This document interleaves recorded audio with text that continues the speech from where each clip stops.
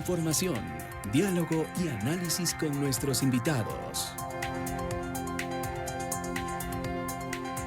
7:43 a.m. A esta hora le damos la bienvenida a María Dolores Miño, experta en Derecho Constitucional, experta también en temas de derechos humanos. Con ella vamos a dialogar acerca de este proceso de renovación parcial que se lleva adelante de la Corte Constitucional. María Dolores, muy buenos días, bienvenida. Le saluda Belkis Sánchez.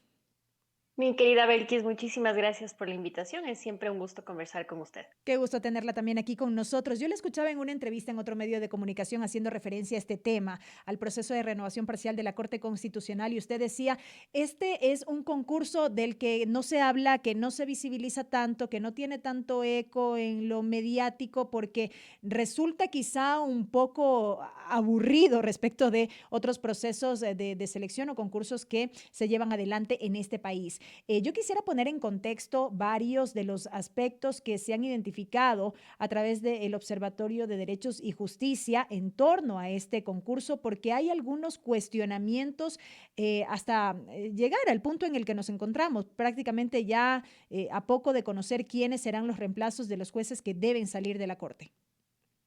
Así es, mi querida Belkis. Para quienes no están familiarizados con el trabajo del Observatorio de Derechos y Justicia, comentarles que nosotros desde la sociedad civil venimos haciendo observaciones independientes a estos procesos ya desde hace algún tiempo. Recordarán, por ejemplo, que estuvimos haciendo un seguimiento parecido al concurso de la Corte Nacional, que ahorita está paralizado, y bueno, solo para dar el contexto de por qué estamos hablando de este tema y un poco la, la autoridad, si es que cabe la palabra, de la información que estamos dando. Nosotros hacemos el seguimiento desde el mes de agosto. No lo hemos incidentado tanto como deberíamos haberlo hecho, quizás porque no queríamos llenar el proceso de denuncias que al final de cuentas lo que iban a hacer es desgastar la veeduría a los momentos importantes que nosotros ya por experiencia sabemos son los exámenes, la etapa de oposición, examen escrito y examen oral.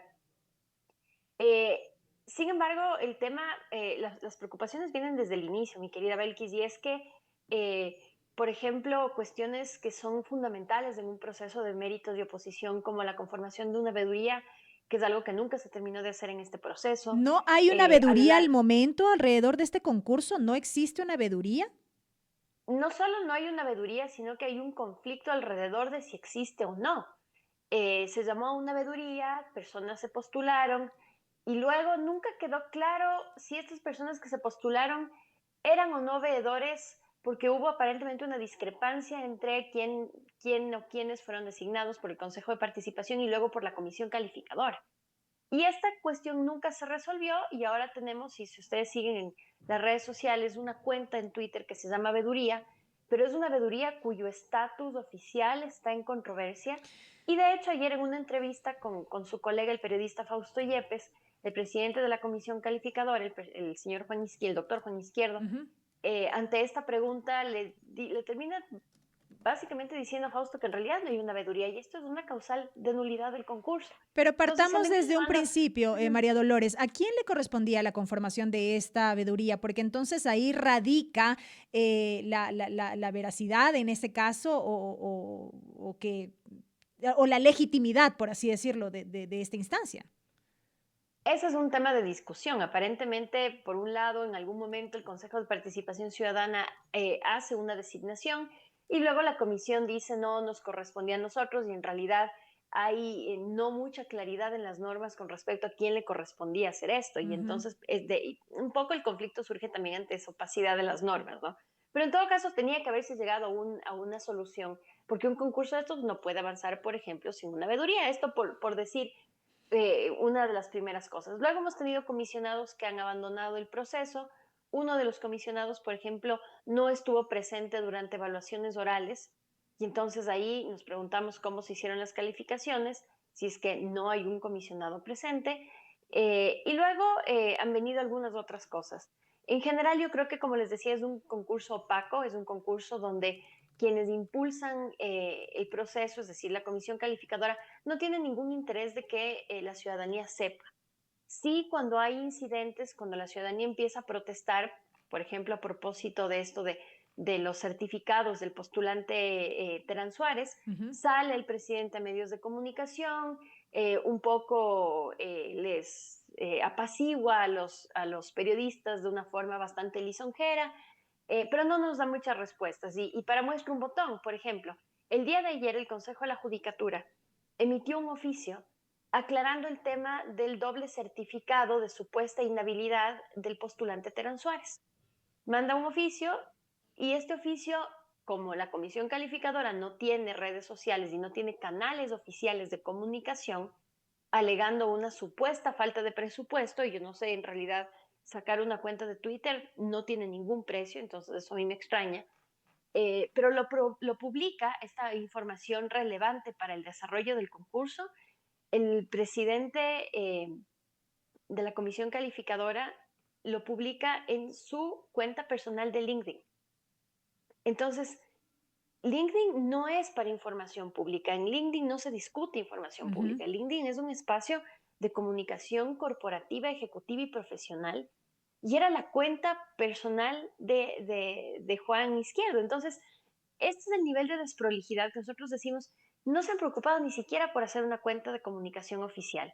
Lo publican en sus cuentas personales, en redes sociales que no están diseñadas ni siquiera para un debate público. Y yo llevo esta información porque casualmente estaba viendo otra información en esa red social. Entonces hay opacidad. Entonces, luego lo que ha venido pasando, la siguiente otra cuestión que ha llamado mucho la atención es la forma desprolija con la que se han hecho las evaluaciones para la etapa de oposición, estos exámenes orales y exámenes escritos.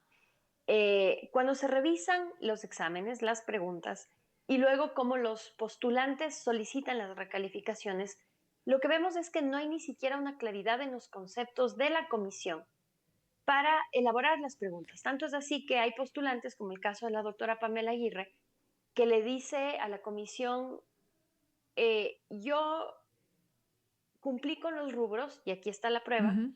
en la prueba escrita, y esta parte ni siquiera le contesta. Pamela Aguirre presenta una recalificación de 34 páginas, o sea, ella logra encontrar 34 páginas de errores en la forma como le califica en su examen escrito, y la respuesta de la comisión a 34 páginas de solicitud de recalificación es menos de medio párrafo, no contestando, no atacando las cosas que ella alegaba como errores, y entonces ni siquiera le contestan, no es que le niegan, So- ignoran por completo sus reclamos. Sobre este En el punto, caso de sobre este Claudia, punto, María Dolores, usted ha cuestionado el perfil precisamente de los juristas que tienen a cargo este proceso. Ha dicho que no son especialistas en el ámbito constitucional.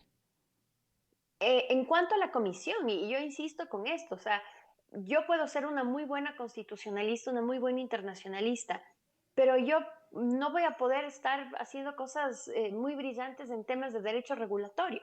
Ujú. Quizás lo voy a poder hacer por un tema de inteligencia y dedicación, pero es un poco lo que pasa aquí. Esto no es una cuestión, y esto insisto, porque cada vez que el ODJ saca un comunicado o un hilo alrededor de esto, el presidente de la comisión calificadora nos ataca en entrevistas o en otros espacios. Entonces yo creo que tiene que quedar claro que esto no es un ataque personal a él. No conocemos a ninguno de los miembros de la comisión porque, como digo, como no son del ámbito del derecho constitucional, y entre los que somos, los que trabajamos en esta área, más o menos nos conocemos entre todos, para nosotros son desconocidos. Entonces no puede haber nada personal. Lo que nosotros hacemos es juzgar en base a cómo se va viendo este trabajo. Entonces, ¿qué vemos? Por ejemplo, postulantes como Pamela Aguirre o como Jorge Benavides, que le terminan corrigiendo los propios conceptos en la recalificación, y la comisión, en el caso de Jorge Benavides, le dice, sí, sí, usted tiene razón, yo estaba equivocado en la apreciación del concepto, en la pregunta que le planteé y en la forma como le califiqué. En el caso de Claudia Salgado, por ejemplo, Claudia Salgado reclama de que a ella le dejan rubros enteros sin poner una calificación, o sea, se olvidaron de calificarle. ¿Cómo puede ¿Cómo te ser olvidas de posible calificar? eso? ¿Cómo puede ser posible ¿Sí? eso? Por supuesto, y igual al propio José Luis Terán le pasa lo mismo que a Pamela Aguirre. Él cumple con el rubro de las sentencias interamericanas e internacionales. En la prueba escrita hace este reclamo, igual se le dan la vuelta y le dicen, no te puedo subir los puntos. O sea, ¿qué quiero decir con esto? Que este no es un tema de un postulante, ni la posición del ODJ es a favor de un postulante en particular. Luego en las pruebas orales, sí, evidentemente quiero un poco más público, aquí era mucho más difícil hacer este tipo de situaciones, Y luego pasa lo del postulante Terán Suárez, que en principio parecía que estaba ocupando el tercer lugar. Luego, misteriosamente, del Ministerio del Trabajo sale un certificado de inhabilidad para ejercer cargo público. Entonces, con el equipo que está a cargo de esta investigación, nos vamos al expediente que él presenta en octubre de 2024 y nos encontramos que él sí ha presentado ese certificado y que ese certificado arrojaba otra información. Y entonces, estas cosas son extrañas, o sea, a puertas del cierre del concurso, cuando este postulante estaba entrando de tercero, que mágicamente el Ministerio del Trabajo, que ya tiene unos antecedentes bastante notorios y públicos de favorecer los intereses del gobierno, actualiza el certificado, pero ahora cuando, y esto surge ayer de la información que el presidente Izquierdo publica en su cuenta personal de LinkedIn, el Consejo de la Judicatura envía un oficio donde aparentemente en un lenguaje bastante enredado parecería ser que lo que van a hacer es enviar recién al Ministerio del Trabajo una información actualizada para que esa inhabilitación otra vez sea revertida. Es decir, estaba habilitado para ejercer cargo público, y esto dice el presidente Izquierdo ayer en FM Mundo, dice, tuvimos una denuncia anónima de un denunciante anónimo. Entonces, nosotros que un poco ya sabemos cómo se maneja el país, oportunamente surgen estos denunciantes anónimos y entonces a la luz del derecho de petición, yo no sé en qué parte del reglamento está esto, dice el presidente Izquierdo, como existe el derecho de petición en la Constitución, a este ciudadano anónimo se le concede el hecho de imponerle al postulante Terán una inhabilitación para ejercer cargo público desde el Ministerio del Trabajo, pero el Ministerio del Trabajo no se preocupa de hacer el cotejo de información con el Consejo de la Judicatura, porque la suspensión venía de un cargo anterior en la Corte Nacional. Y solo es a pedido del postulante que el Consejo de la Judicatura le remite unos oficios del día de ayer, que además no se hacen públicos por los medios oficiales, se lo hacen en una cuenta personal de LinkedIn, y parecería ser que lo que le dice Judicatura, porque no hay mucha claridad en el lenguaje, es en realidad el señor está permitido de ejercer cargo público y ya vamos a pedir que otra vez le Ya, vuelvan a pero en su limitar en el momento, Ministerio de pero en Trabajo. su momento sí estuvo inhabilitado por haber sido removido del cargo. Eso sí ocurrió. Lo que pasa es que parece ser que esa inhabilitación nunca llegó a actualizarse en el sistema del Ujú. Ministerio de Trabajo. Que hubo la destitución, sí. Esa destitución atravesó por dos procesos, uno constitucional y otro contencioso administrativo. En el proceso constitucional que se eleva y llega finalmente vía acción extraordinaria de protección a la Corte Constitucional, la Corte dice esta destitución fue arbitraria, porque recordemos esto parte del proceso que luego se declaró inconstitucional de evaluación y remoción de algunos jueces en el año 2019, cuando María del Carmen Maldonado era presidenta del Consejo de la Judicatura.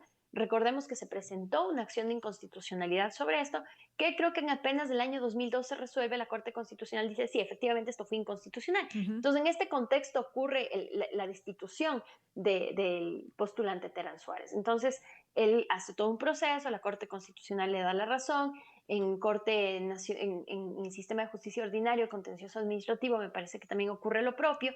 Entonces, aun cuando, mi querida Belkis, aun cuando no pasara todo esto que le estoy pasando ahorita, que la Corte Constitucional ya reconoció la inconstitucionalidad de esa destitución, etcétera, de todas maneras, para este tipo de situaciones, lo que la ley nos indica es que cuando existe una destitución de este tipo que lleva a la inhabilidad de ejercer cargo público, esto ocurre bajo dos condiciones.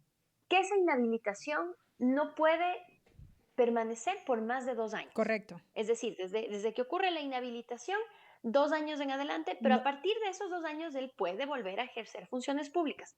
Como esto ocurre en 2019 y estamos ya a 2025 y me parece que en 2021 termina de zanjarse esta cuestión, ajá. estando ya 2025, evidentemente el tiempo ha transcurrido, entonces aún así hubiera esa inhabilitación. Estos 2 años han transcurrido Ajá. de largo, entonces ya no sería una causal. Pero además, lo que la ley nos dice es que en caso de estas destituciones, lo que no puedes volver a ejercer cargo público en la misma institución. Y evidentemente No no es hace el falta caso. explicar que la Corte Constitucional y la Corte Nacional son dos instituciones Totalmente tan diferentes. distintas que ni siquiera pertenecen a la misma rama. María Dolores, Entonces, Ajá. En honor al tiempo, precisamente, me queda apenas un minuto. Más allá de toda esta opacidad denunciada por los hechos aquí relatados, el tema de la veeduría, el tema de, el proceso como tal, la recalificación, lo que ahora mismo ocurre con este postulante y demás, em, estamos a puertas de ya concluir con este proceso, más allá, insisto, de todos estos hechos denunciados. ¿Qué mensaje dejamos una vez que este proceso culmine y finalmente se proclamen a los ganadores de este concurso? Con eso concluyo. Bueno, yo creo que ha sido un concurso, como usted dice, perfectamente opaco que genera desconfianza en quienes somos los principales usuarios del sistema de justicia constitucional, que somos la comunidad jurídica, pero especialmente la comunidad jurídica especialista en derecho constitucional. Y esto no quiere decir que tengamos reparos con los postulantes, porque quienes ahorita ocupan los tres primeros puestos, Claudia Salgado, Jorge Benavides y el doctor José Luis Terán, son abogados que tienen su renombre, que Ujú. tienen su prestigio. Entonces, nuestro problema no va hacia ellos. El cuestionamiento es, ¿por qué se están haciendo todas estas manipulaciones? ¿Por qué ocurren estas cosas extrañas e inexplicables? ¿Por qué la comisión calificadora se obstina tanto en dar la menor información posible? ¿Por qué hay una postulante que sale del concurso alegando opacidad? ¿Por qué hay otra postulante que sale sin dar ninguna explicación? ¿Por qué hay un comisionado que nunca llegó a las pruebas? ¿Por qué de repente hay un ciudadano anónimo comedido que le denuncia a Terán Suárez? Entonces, todas estas opacidades lo que hacen es generarle en la ciudadanía una sospecha inmerecida, Ujú. además, sobre los tres jueces que son buenos y que son los más opcionados para entrar en este momento. Entonces, una corte que adolece de desconfianza ciudadana es una corte que evidentemente va a generar, quizás en el transcurso de sus decisiones, ruido, controversia, Suspicacias. Ujú. va a generar incomodidad, pero además no va a tener lo más importante que tiene que tener una alta corte, que es la credibilidad ciudadana. Entonces, todas estas desprolijidades, como yo las he llamado, al Correcto. trabajo de la comisión calificadora, no le afectan a la comisión porque ellos son un órgano transitorio y afortunadamente quizás en un mes ya no nos acordemos de quiénes son. Precisamente. Afortunadamente digo porque el trato displicente y el trato arrogante que han mantenido con la sociedad civil, opacos con la prensa, salvo los grandes medios de comunicación, y con la gente que les cuestiona es impresentable. Entonces, en un mes seguramente, y gracias a Dios, nos olvidaremos de ellos. Pero no nos vamos a olvidar de los jueces porque los jueces van a estar ahí Correcto. por 3, 6 o 9 años adjudicando sobre elevadas cuestiones de interés público, resolviendo cuestiones políticas. Y si esos tres jueces no cuentan con la confianza ciudadana, vamos a tener problemas como los problemas que usualmente, por ejemplo, tiene la fiscal, los problemas que tienen los presidentes del Consejo de la Judicatura cuando se decide estas cosas de forma opaca. Y por Entonces, eso la toda idea esta de esto crisis de es que institucionalidad. Ajá. así Ujú. es, mi querida Belkis. Entonces, creo que estamos a tiempo y agradecerles a ustedes que han acompañado esta veeduría, que le han dado oídos a esta veeduría Ujú. ciudadana. Y bueno, nosotros seguiremos haciendo el seguimiento hasta cuando ya se publiquen los resultados y cuando ya existe el sorteo de los tres jueces salientes de la Corte Constitucional. Y nosotros estaremos atentos al desenlace de este proceso. Gracias a María Dolores Miño por haber estado esta mañana con nosotros. Gracias, Belkis. María Dolores Miño, abogada especializada en Derecho Internacional, Derecho Constitucional, Derechos Humanos, también directora del Observatorio de Derechos y Justicia. 8 de la mañana, un minuto, nos vamos amigos, no hay tiempo para más.